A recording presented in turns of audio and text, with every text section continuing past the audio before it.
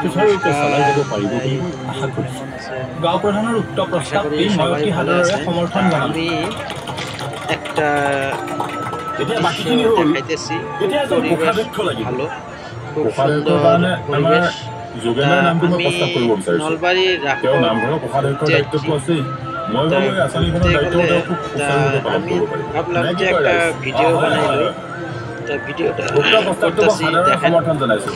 আমার একটা মানে আচ্ছা, এতিয়া পরিবেশ 10জন মানে সাধাৰণ সদস্য লাগিব। নলবাৰীৰ ৰাসত হয়।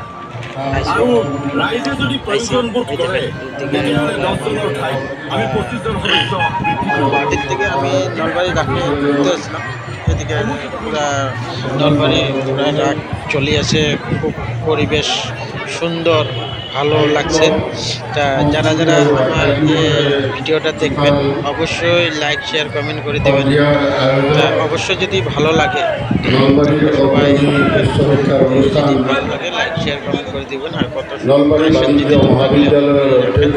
তা এখন শেষে হবে ফিরে বছর যদি দেখতে আসেন তা ডক্টর ভালো বসন্ত জায়গা বড়িয়া আমি দেখতেছি ফার্স্ট আমি মঞ্চত উপস্থিত থকা রাগ দেখতে সদৌ অসম ছাত্ৰ আসি সন্থাৰ থেকেই ভাবলাম যে আমি রাকে